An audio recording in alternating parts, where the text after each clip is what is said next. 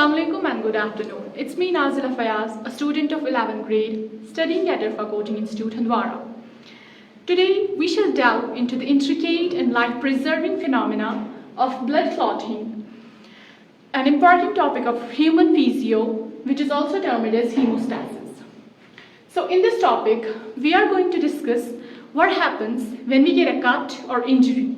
How does that bleeding stops? And further, we are going to discuss how the blood clotting prevents the excessive blood loss and how does it protect our body from infections. So I told you what happens when we get a cut or an injury. So when an injury is caused of blood vessel, the bleeding occurs and that bleeding is stopped by a process called as blood clotting.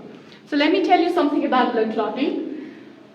Blood clotting, which is also termed as coagulation of blood, it is a natural process to stop bleeding when blood vessels are injured and thus prevents excessive blood loss and then ensures healing. Blood clotting is complex but crucial process. But let us first delve into the mechanism behind the blood clotting. Before going that, let me add up that according to the Blood Coagulation Commission, there are 13 blood clotting factors listed for the coagulation of blood, and those are mentioned over here. So some of the factors listed for the blood clotting is thrombin, prothrombin, thromboplastin, labile factor, calcium ions, hemophilic, and so on. So now let's delve deep into the mechanism of blood clotting.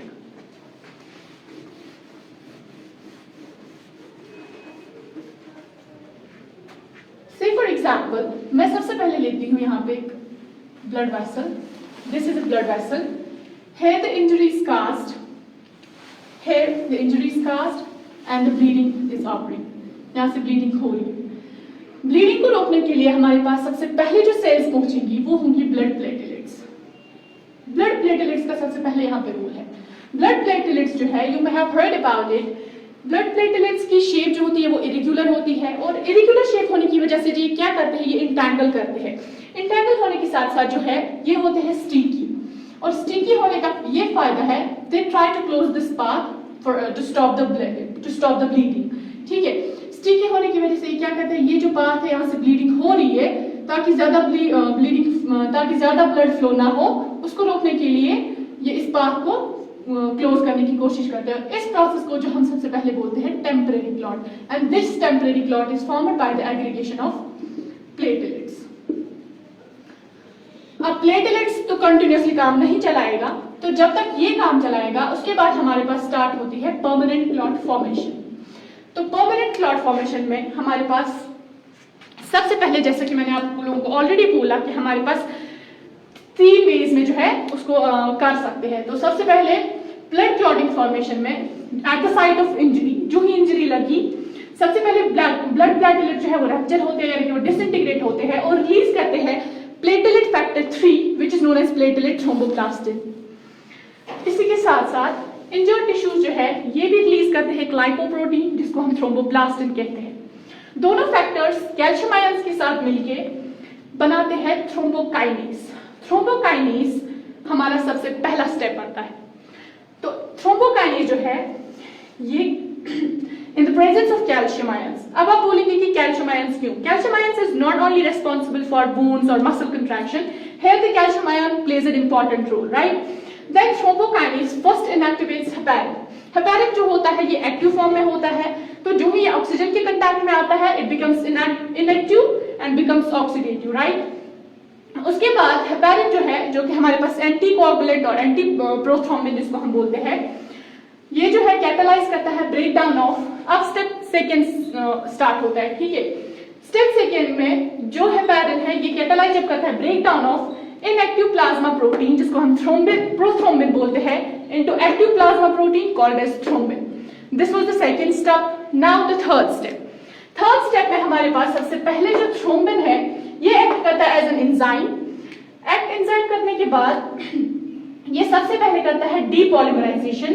Depolymerisation करने के बाद ये पहले बनाता है fibrinogen which is a soluble plasma protein, and then it उसके बाद ये रीपॉलीमराइजेशन करता है, जो कि फिब्रिन बनाने के लिए ये रीपॉलीमराइजेशन करता है फिब्रिनोजन की. उसके लिए जो है थ्रोम्बिन जो है एक्ट करता है एंजाइम, तो बनता है हमारे पास फिब्रिन। फिब्रिन जो है ये होता है इनसॉल्युबल फॉर्म में।